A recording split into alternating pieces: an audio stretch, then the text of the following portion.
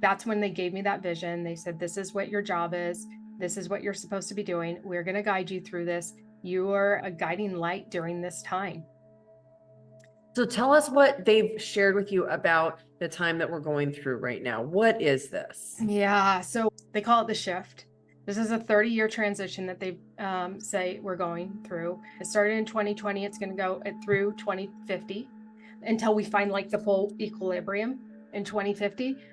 We are in the heart of it right now. We're in the dark night of the soul, the collective dark night of the soul between now and 2030. It's just a very strong time that we are going into, of the like the divine feminine is stepping forward, but the old traditional ways are holding on to their power.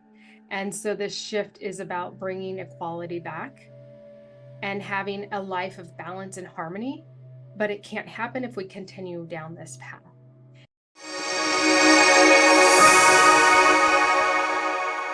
My guest today is Emily Kady, who was just living her normal life. And one day at the doctor's office, she had a severe reaction to lidocaine, which caused her to have a near-death experience.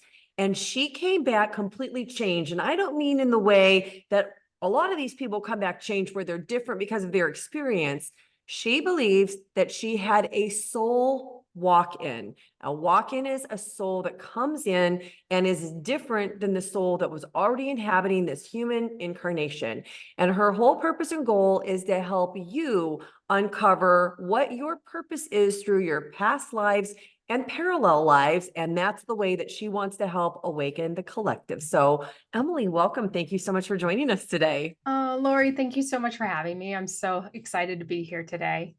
Well, yours is a very unusual story because I've only interviewed, you might be the third person who had a walk-in. And normally what I do, the way you start these interviews, is I ask people to tell me like, well, what was your life like before? And then tell me about your near-death experience. But so people can have a little bit more context in case they're not familiar, will you explain what you understand and know about a walk-in soul? Absolutely. So it's interesting because there's not a lot of research out there on walk-ins at all. And it's also very controversial. Like the rest of it is not. Right. Well, and it's really hard for our minds to understand, like, literally how limitless we are. True. I agree. I'm gonna second that. Yeah. Um, so a walk-in, there's a few different schools of thought. So there's a full-on walk-in where the someone transitions, and as they're transitioning, another soul wants to come back in and finish out whatever they left behind and what didn't have the chance to finish.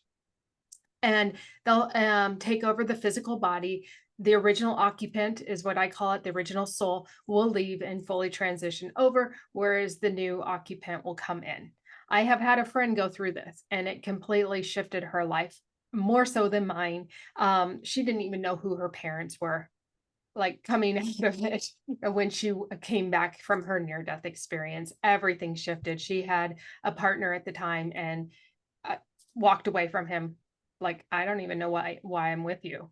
Everything shifted for her. That was a full walk-in. So I had a partial walk-in. A partial walk-in is one where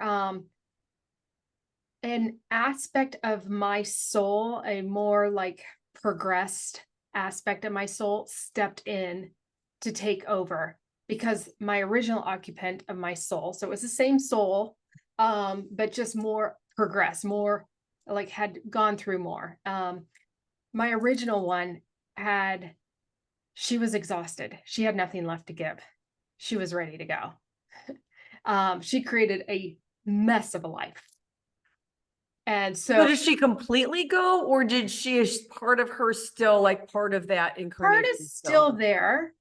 But I'm not the same person at all. Something like, I came out, and if you want me to go into my near-death experience, because I came out and my whole life changed overnight. Yes, I definitely want you to tell the near-death experience. But before we go, with the friend of yours who had the experience and you said she didn't even know who her parents were, it made me think of somebody who has a condition called amnesia, where they have a bump on the head, a concussion, a contusion, a brain a Yeah. brain bruise, essentially, where something in their brain isn't operating, they're not able to access their memories the same way. How would it appear different, or how would somebody understand that that was a soul walk-in and exchange as opposed to just an amnesia situation? Yeah, it's a really good question. For her, I mean, there were some things that she did remember, but not to like her parents, she had no connection to. She had no connection at all. To this day, she doesn't, and this has been over 30 years for her. She still to this day doesn't call them by her parents' name. She doesn't really have a relationship with them because she just didn't know who they were. She had some siblings, the same thing, but there were other aspects of her life that she still could kind of pull in some of the memories. Um, so yeah, that's a really good question. That's an interesting point to Yeah, I'm not don't trying to be know. controversial. I'm just trying to Yeah, no, no, understand. no. Yeah, and it's okay to be with me. I'm because honestly, I know we're limitless. I know our minds can only handle so much. Right. My mind, it's out there, you know. So yeah, Well, so you had this experience. So why don't you start by telling us what your life was like before you had this reaction to the lidocaine with your near-death experience? yeah. So I was an empath that was a people pleaser, always trying to prove my worth to everyone. I had um I had a learning disability as a kid, so I wanted to always try to prove my worth because I wanted to just fit in the world. So at this point in my life, this is 2015, so it was 10 years ago. And I had at the time 2 businesses that I ran and operated. They were both 7-figure businesses. They were extremely successful out the gate. I worked really hard to get them there. I was exhausted. I was burnt out. I was just doing it to have everyone's approval. Um, and so I was running these businesses. I was exhausted. At the same time, I was married to a man that I had wanted to get out of the marriage for 7 years. And as I was in this marriage, I didn't have the courage to get out of it. Being an empath, if your audience is familiar, empaths are highly sensitive people. But they're also highly intuitive. So they can take on other people's emotions as their own. So for me, the thought of like telling my husband at the time I wanted to leave the marriage, I knew I'd feel his pain. And I didn't want to feel that. I didn't want to destroy him. So I didn't know how to get out of the marriage, even though I knew it was unhealthy. So my life was living for everybody else at that time. I was exhausted. I was literally black on the inside. I've always been psychic. I've always been able to see things and connect with the spirit realm. At that time in my life, there was no life inside of me. I didn't know how long I had to live because I was just so dead. There was nothing. Um, At the one day I'm driving to go to my doctor's appointment. And as I'm driving now, I've never liked going to doctor's appointments. They always freak me out. I always have like the blood pressure going through the roof, the anxiety. And I'm driving and I have this calm just going over me. And I'm like, this is the weirdest thing. I'm actually at peace with going to the doctor, knowing they're going to poke and prod me. I'm like, this is so weird. So I'm at the driving. I'm like, this is great. I hope that this is me forever because I'd rather be like this than all stressed out. I get to the doctor's office, everything's fine. And then all of a sudden, as you had in the intro said, I got injected with lidocaine and I had a reaction to it. As my body was responding to the lidocaine, every like cell of my being was just vibrating at such a high speed. And I was just so uncomfortable. And I was trying to talk to my doctor and ask her for help, but I couldn't speak. Nothing would come out of my mouth. I knew it's like, I knew I needed something to help me. I didn't know what. I was in such an angst and a discomfort that I don't even know if I can put words to how uncomfortable I was. I was alert with what I was kind of alert with what was going on in my body, but I couldn't get anything out of my mouth. At what was actually happening to me was I was having a grand mal seizure. And I was having this seizure, and then out of nowhere, I go from this complete discomfort to complete euphoria instantaneously. I'm in this place where I am just like floating, and then I had no, like literally just a second prior, I'm totally discomfort. Now I'm like nirvana and I'm floating up and I'm so expansive and I'm limitless and I'm so grateful to be out of my body. And as I'm going up, I'm up in this dark tunnel with a white light and a silhouette in front of the white light that I'm floating towards. Now I love to think about if we are here on this earth plane and you're in a dark alleyway with a white light at the end of the alley with a silhouette, you're going to be filled with instant fear and figuring out, how do I get out of this situation? This is the complete opposite. I'm floating up and I am filled with love, a love that I had never felt in my entire life. I'm filled with nirvana. It was just the most euphoric experience. There was no fear in me. So I'm floating towards this being. I have no clue who it is. And as I'm floating, I all of a sudden realize I'm transitioning. And when I have that thought, I think, oh my gosh, my mother, my father, and my dog are going to be devastated when they find out that I transitioned. And then I have this other moment that comes over me where I feel detached to them. Now, being an empath, I like to share this because being an empath, you're so attached. Well, we are all attached to our loved ones here. That's why we grieve. But being an empath, you're even more so, because like that thought came over me, but then I realized I wasn't going to feel their pain. It was like for the first time in my life, I felt whole. I didn't feel like I had to take on other people's pain. I could just be me. And it was so empowering and liberating. And it was an experience again. It's some of this, if it's difficult to put words to, because it's just like nothing you experience here. So I continue to float up and I'm shown 3 timelines. And these 3 timelines I'm shown are my mom, my dad, and my dogs. And they were showing me, and it would look like liquid mercury thermometers. And it showed where like how long they would be in critical grief. So I knew that they weren't going to be in critical grief for the rest of their life. I knew that they would be able to enjoy life again. There was going to be a portion that they were going to be, but they would be okay. And so at that point, I'm like, okay, I'm good to go. I can continue on. And so I'm continuing on. And as I'm moving up, this white force, energy force, came bolting at me and literally physically pushed me back. So I'm falling backwards at very fast, rapid speed, and falling back, and I fall right back into my body. And when I wake up, I have complete amnesia. I don't know who I am. I don't understand the confines of the office, the exam room. And it's stark and it's white. It's confining. It's uncomfortable. I have this woman yelling at me, my daughter. She's yelling and she's yelling, Emily. I'm like, who's Emily? Who is she? I didn't know anything. Nothing made sense to me. It took me some time to really kind of start to orient myself and go, okay, I think I'm Emily. I think that she's not going to hurt me. I think she's here to help me. I think I can trust her. Excuse me. From that moment on, everything shifted for me. I was no longer that people pleaser. I was no longer that person that had to prove my worth to people. Within 6 months, I was out of my marriage. I left him. I didn't have any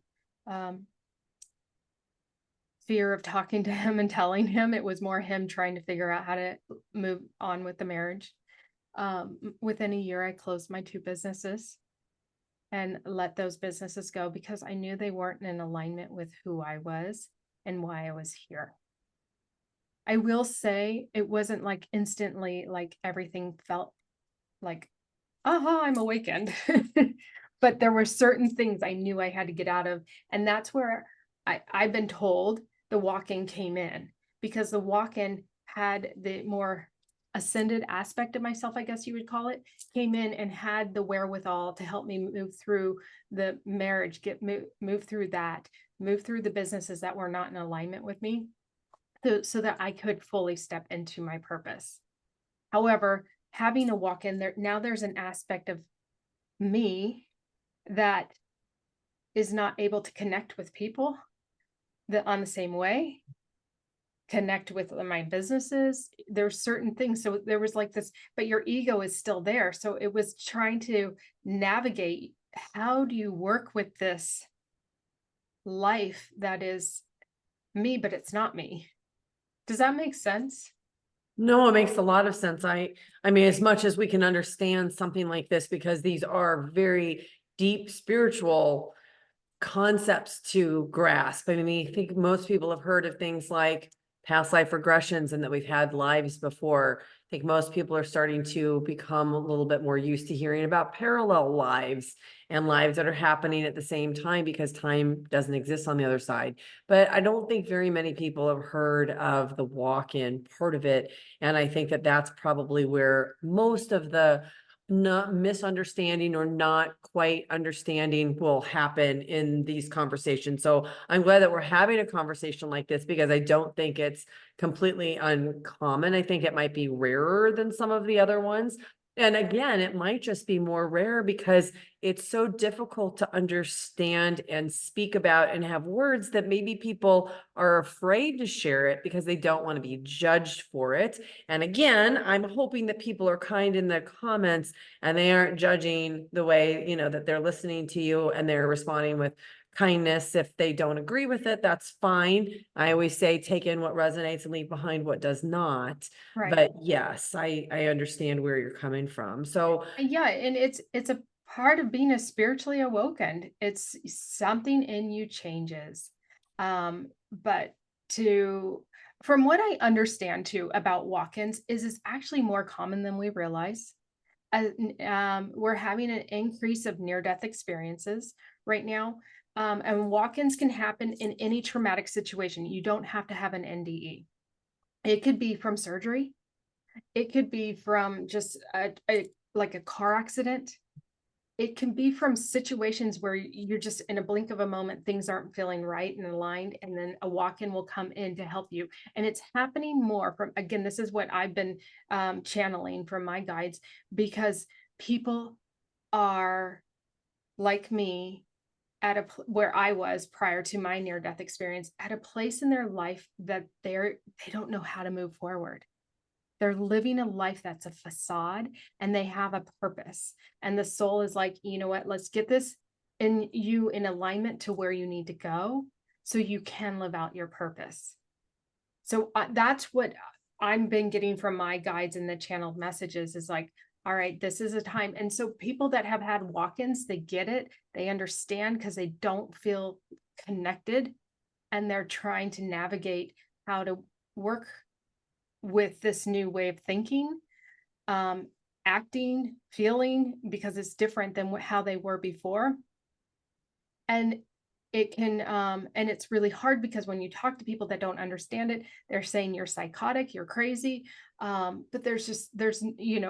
it's not necessarily that. It's learning how to acclimate the walk-in and bring the walk-in to up to speed with where you're at, so it can help you navigate through whatever situation that you're in the middle of. yeah, I would think integration would be the hardest part for sure. It took me about 5 years. I'm not even surprised. It Well, I took want to go back to the near-death experience because I do have some questions about that space and what you experienced. So at any point during your NDE, did you happen to have a look either down at your body or see your body in any way? I did not. I think I was done. I was done. I was done living my life as a facade. I was like, bye-bye. Yeah. Okay, and then you were shown these three timelines. So let's describe in whatever human words you can use what you mean by three timelines. So are you seeing a life where you do not come back and you're seeing Okay, so it they're through your not my timelines. They were timelines for my mom, my dad, and my dog. And they were the timelines showing specifically how long they would each all be in critical grief. So it was like Okay. I was being shown that that they had, okay, as an empath, part of what I struggled with was I wanted to take on other people's pain so they didn't have to feel it. And I think what my guides were showing me in this moment of showing me their critical grief was that they had the power and the capability, each of them, to get through their own grief. They didn't need me to take it on.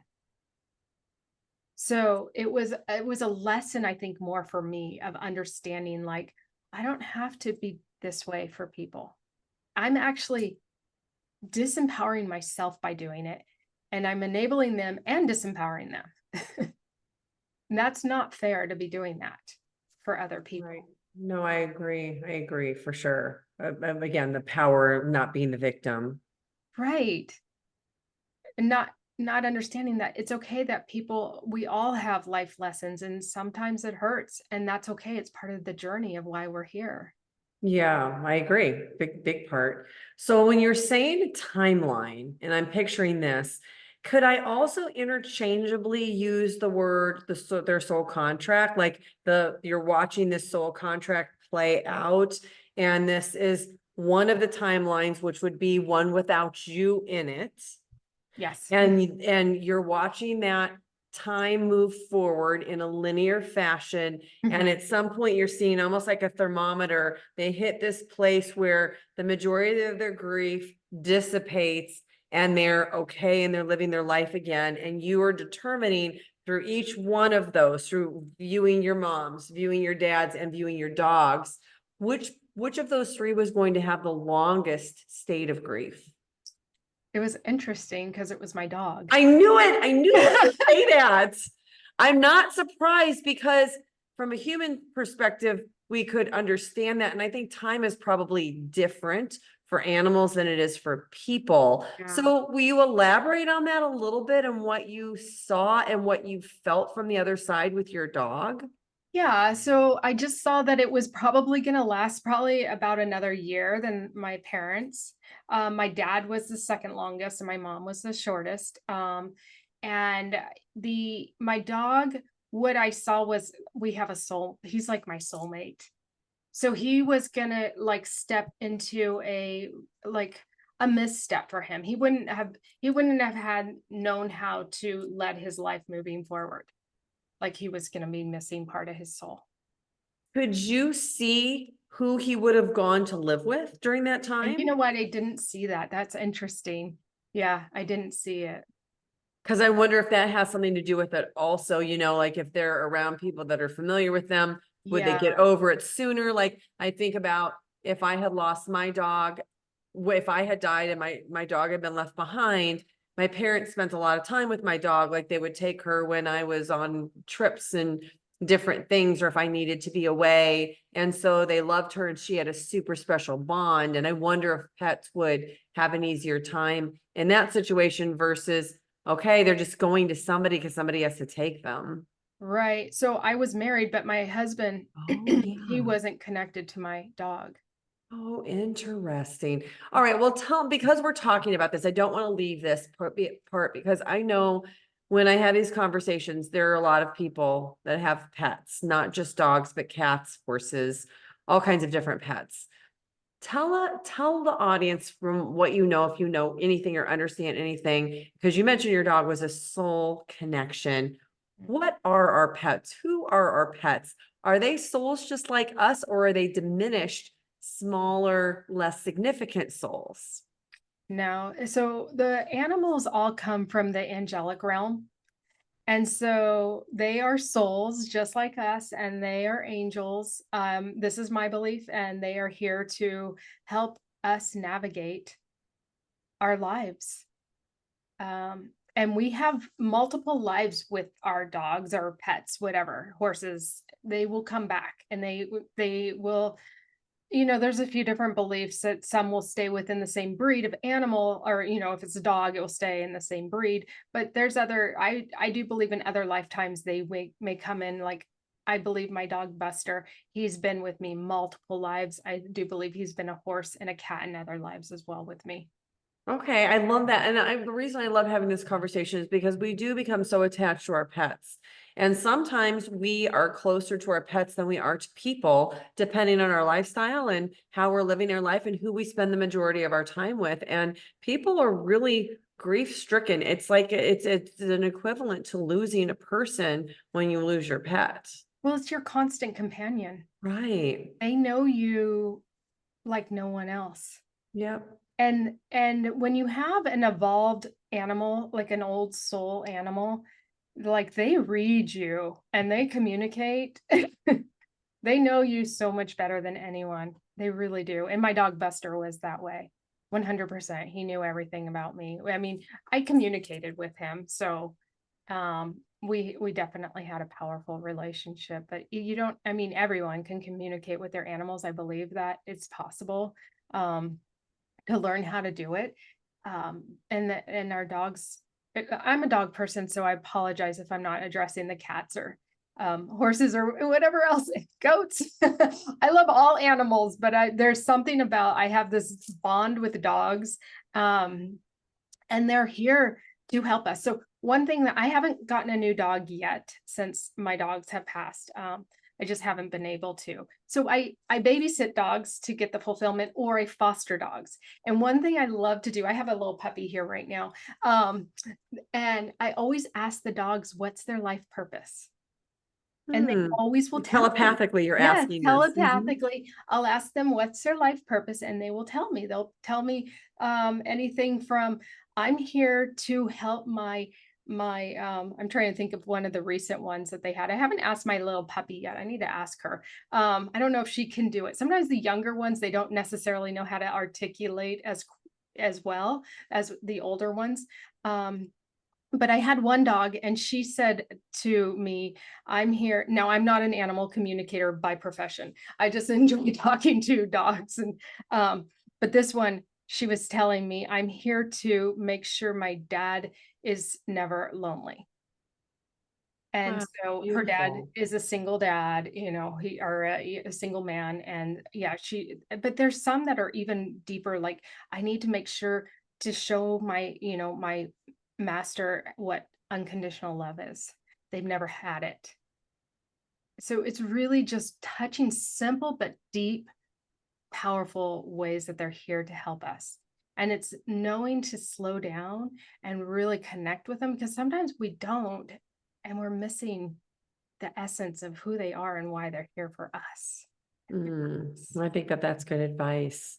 Were you able to see from that vantage point, that perspective, how long your dog was going to live if you were able to see the parallel life?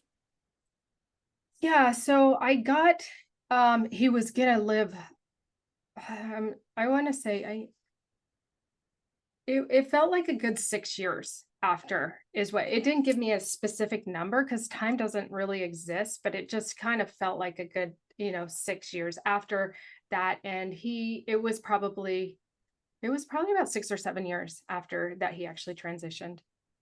So you see this with your dog in this parallel life, and then you also see it with your parents. Mhm. And I did so, not see their expiration dates. okay, well, I that's don't good. want to, I didn't want to go there. Right, who would wanna know that? That'd be a tough one. I don't know. You think maybe you wanna know, but I don't know if I don't, anybody really yeah, wants to then you know. have a clock ticking. At least for me, that's how I would be. That A would be clock's tough. That'd be ticking. tough. So you have these experiences. Now, the thing that I think is unusual about this scenario is that for most people who have a near-death experience, they talk about this detachment where they understand that everything's unfolding perfectly and feel the love on the other side. And they're like, nope, I'm going. I'm tired. I want to go. So it sounds like, though, in essence, that is what happened with your soul, because it sounds like your soul was like, nope, I'm done, and somebody else decided to come in and join. So will you explain that a little bit? Yeah, so my soul was done.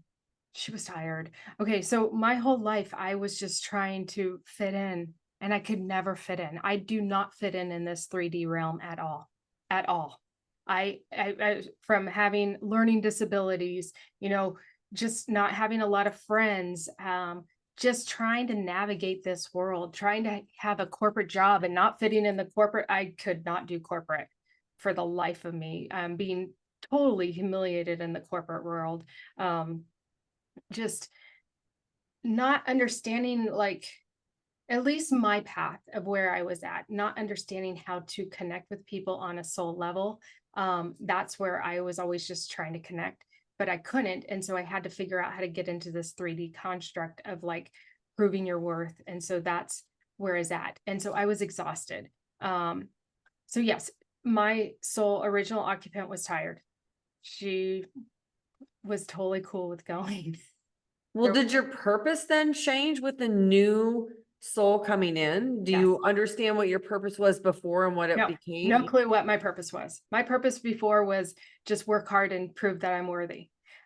When that soul, the higher aspect of my soul came in, which could have been that white energy that came rushing at me, that pushed me back because I was floating up and I was good to go. I don't know if that's what it was that pushed me back into my body. But with that, that when I came back, my spiritual gifts woke up. They already were strong, but they came on. They were so much stronger. And I just saw that I was not meant to be married to this man. I wasn't meant to be in these businesses. And I was supposed to really start to pursue my spiritual gifts.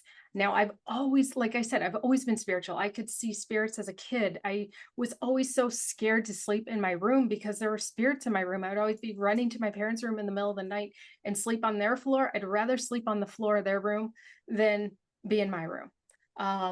I could hear them. They would always be talking to me. I'd have multiple ones talking. I remember about age 7, I'm like, you guys have to stop talking. You're all talking at once.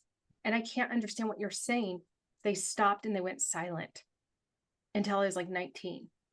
And at age 19, I started to get into massage school and I started to do aromatherapy. And then they started to come back into my life. And so I've always had this spiritual walk, and that's where I've always felt at home, but I didn't feel like I could fit in. And then after my near-death experience, it was like, it's time. I'm not supposed to conform to the 3D construct. I just don't fit in. It's an uphill battle for me. This is where I fit in and I'll figure it out. So, but like I said, it took 5 years for me to really start to feel normal again and to be comfortable exploring this on a business level. Okay. And then the last question I have about your near-death experience is that white light at the end that pushed you, shoved you back. Have you been able to figure out who that could have been? No, I haven't. And I would like to, I need to probably explore that because I don't know, as we're talking, it could have been my more ascended aspect of myself that pushed me back. For sure. So So the soul's purpose of the walk-in is to what for you? can you repeat that? The soul's purpose of the walk-in Oh, okay. Yes. is what for you? That is to help those of us to awaken in this lifetime. What they have shown me, my guides had shown me, is me like flying over Earth and it's black. And then all of a sudden, you know, when you're like in an airplane and you're flying at night and you start to go into like an urban area and you start to see the lights coming on. And as you get more towards like the center of the city, it's like bright. Well, it was like that, but it was maybe starting to fly over a rural area where you see a random light here and there, and then it continued to go over and then just see lights all over the world. And they said, this is your job to help people find the light within them in this dark times that we're currently entering. So my guides have been talking to me about this for, well, the last 10 years, but seriously, probably since about 2017. They were like, that's when they gave me that vision. They said, this is what your job is. This is what you're supposed to be doing. We're going to guide you through this. You are a guiding light during this time. So tell us what they've shared with you about the time that we're going through right now. What is this? Yeah. So they talk about this as being, they call it the shift. This is a 30-year transition that they say we're going through. This is it started in 2020. It's going to go through 2050 until we find like the full equilibrium in 2050. We are in the heart of it right now. We're in the dark night of the soul, the collective dark night of the soul between now and 2030. It's just a very strong time that we are going into of the like the divine feminine is stepping forward, but the old traditional ways are holding on to their power. And so this shift is about bringing equality back and having a life of balance and harmony, but it can't happen if we continue down this path. And so the old constructs of how things have been happening for the last, thousands and thousands of years is now crumbling. And anyone that is awakening right now, they're saying there's going to be, I want to say it's like 1 billion people awakening over the next, I don't remember if they said 10 years. I want to say it's the next 10 years. And this is this awakening is what's creating this shift. People are saying, I'm not doing this 9 to 5. I'm not doing, I want more purpose out of my life. And that's what's creating this. That's interesting. So a long time ago, I studied an effect that they have identified out of a college where it's called the shift is a percentage of the collective or percentage of somebody who believes or adopts an idea. So it can be anything. And when a certain percentage, and I think the threshold is 8% or 10% or 12%, I'd have to go look at it again. It actually can flip the entire consciousness. You don't need 100% of the 8 billion people. Right. And so maybe it is 8%, because what would that be? Like 1 billion, if we're at 8 billion people on the planet right now, that's 1 billion be 10%. 10%. So that's right there. Right? Yeah, it's right there. So somewhere between 8 and 12%. Exactly. And so what do you think that looks like if we have 1 billion people who wake up to understand these paradigms that exist right now don't have to be like this, that we are all interconnected and we're powerful beings having this experience, but we're really these souls and these are avatars that we're in? What do you see happening as a collective? How do you see it being different, or have they shown you how things would be different? They have shown me, like they show it's more, well, so not everybody's going to waken up.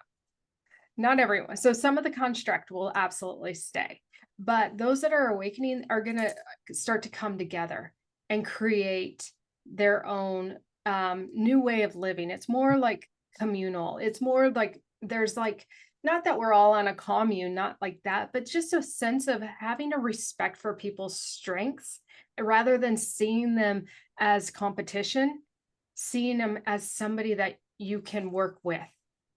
And so that's the new construct of, and it's like everybody's equal, but there's still going to be a hierarchy. That's what they're showing me. I just see more of like this balance of humanity, and it's us remembering who we are on a soul level is what I'm getting. And I don't have like full on visions of it, but just more this feeling of like having this really beautiful harmonious way of living with everyone instead of feeling in competition or having to show off or anything of that sort. Just really having a profound respect for one another and how we can support each other. I love that. And I'll give you a confirmation. I interviewed somebody very recently who is a futurist, and he's done work for the government, for the White House. And he came on and he was talking about how things are going to collapse in what we now look at as our economy, and that everything was going to be driven to community. Was his bigger message was the community. It wasn't the fear of all of the collapse and the demise of those constructs. It was more the empowerment of people coming together who were like-minded to live in a certain way, to your point, with harmony and respect, and living as if it were not a massive competition the way it is right now. I love that. Thank you for that that confirmation. Did he give a timeline? I'm super curious. He did give a timeline, and he believes that this will happen before the end of 2027. And right now, these videos live in perpetuity. We're recording in April of 2025. However, I had somebody else between that interview and yours, who I also greatly respect, Robert Edward Grant, who I went on a trip to Egypt with. He's a polymath. He's super awake, and he's connected to other people in the collective. And he's actually how I met John, the person who is the futurist. And he said that from what he's been hearing, he thinks it's by like 2029. And then you're talking about like 10 years. Is that what you said? So it's a 50-year shift is what my guides are telling me, but they're saying by 2030, like we'll have the most of the darkness like that we're going through the That's kernel. exactly what I'm Yeah. hearing as well. So And it's all the same. yeah, and it's all timelines. The quicker people wake up and the quicker that they don't feed into the fear, the quicker we can get through this. Well, I think that that's probably the most empowering message, because otherwise we're left to feel a little bit helpless. Like, what can I do? I'm just one person. Right. But again, you and I are just one person, one drop of the collective. And yet we're also doing things to try and help wake up the collective. So the people that are watching can do this in their own way. Maybe it's through what they're watching. Maybe it's by sharing some of these messages with other people, or being brave enough to have a conversation that has been previously thought of as woo-woo, taboo, fringe, like off the mainstream. And I think it's every single individual conversation actually has an effect on the whole, because it's a ripple effect and we all are contributing to it. So Right. I 100% agree. And so this morning I was reading this book. It's called The Dynamic Law of Prosperity by Catherine Ponder. And it was written in like 1920s. It's really, I love these older books that everybody is coming out with. I love this. And what does she say in this book? Well, this morning I'm like, okay, guys, what message do you have for me today? And I just open up to this one section of the book and my eyes go to this one part and it says, one positive thought is more powerful than 1,000 negative thoughts. Two positive thoughts is more powerful than 10,000 negative thoughts. Wow. So what you're talking about right now of sharing this message as a podcast or speaking up and being respected rather than sought, being uplifted. That's the one thing people don't know how to uplift one another. Well, And it's because we've been programmed by the news to right, talk about the worst thing that's ever happened.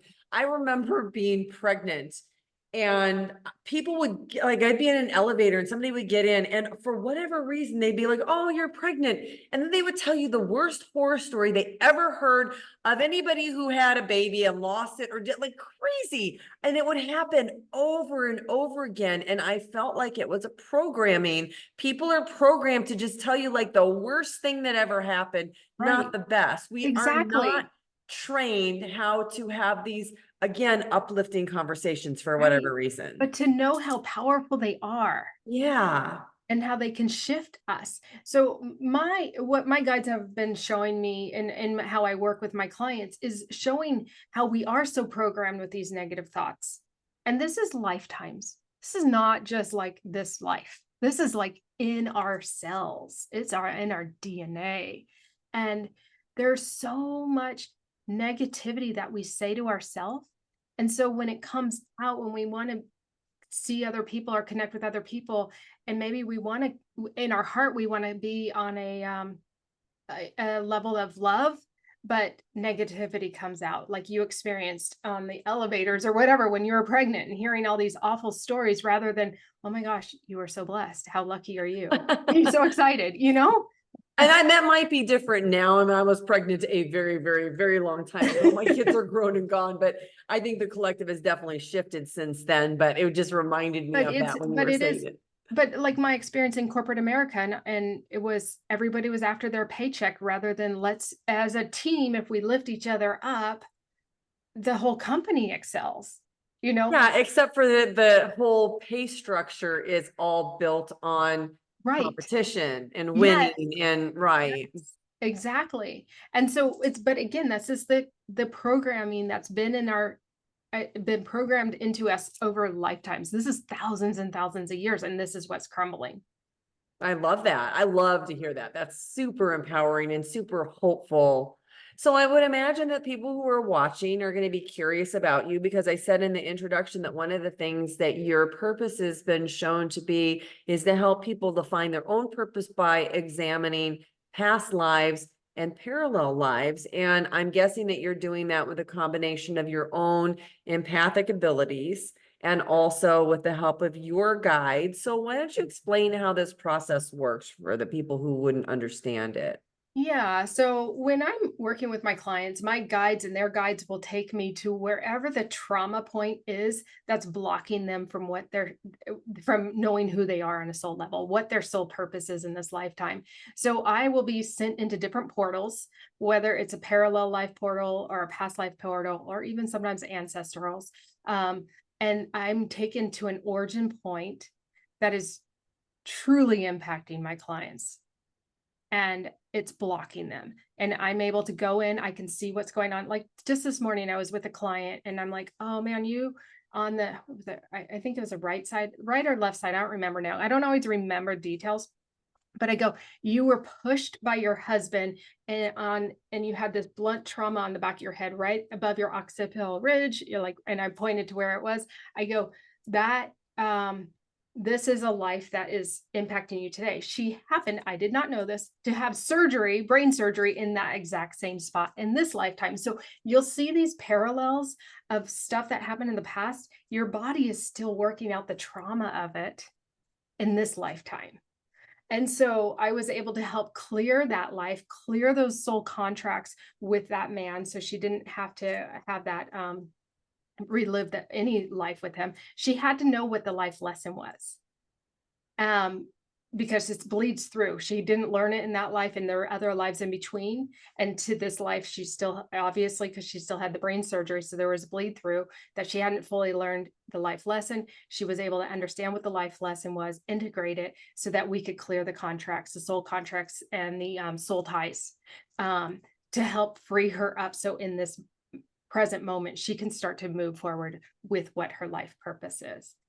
So that's what I do, is I go back and I clear the trauma points for people so that they can start to really connect with themselves, of who they are on a soul level, what their purpose is, and then start to confidently walk it out. That's excellent. Well, Emily, I know that you have a YouTube channel and you also work with people. So how can they find you? Yeah, so my YouTube is Emily Kady, and I'm also on Instagram, and my website is emilykady.com. And it's Kady. Yes, thank you, Lori. And so thank you so much for being willing to come on and share your experience and what you understand from this walk-in, which I know is not a mainstream concept. No, it's not. I'm like, do I want to go into this today? Sometimes I choose not to because it's not mainstream. And I do get some people saying some mean stuff in the comments, and it's Well, like, no mean stuff in the comments, you guys. Like, I mean, I want everybody to be respectful. At the same time, I've had so many people reach out to me saying thank you because this happened to me. Now I understand better. So it's those few people that I've been able to be there for them and help them integrate in their new soul so that they Well, can. and you, as you and I know, it doesn't matter if a comment is good or if the comment is negative. Every single one helps the algorithm to feed this to more people. So good or bad, comments are great. Comments are helpful. So bring them on. Yeah, but let's awaken and find respect with each other. Even if we don't have if you don't agree, that's totally cool, but you don't have to bash. Yeah, for sure. And that's really not, it's very, very uncommon on this channel, at least with my audience so far. Well, Emily, I want to thank you so much because I know it takes a lot to be vulnerable enough to share these stories because you are trying to do good. You're trying to have a ripple impact and effect to help wake up the collective. So, thank you so much again. And of course, this channel will be nothing without every single one of you who tune in to watch and listen to these conversations. So thank you so much for watching. Next up, check out this playlist of other NDE interviews. Please like and subscribe. It really helps this channel to grow so I can bring you more content. Thank you for watching. I'm so glad you're here.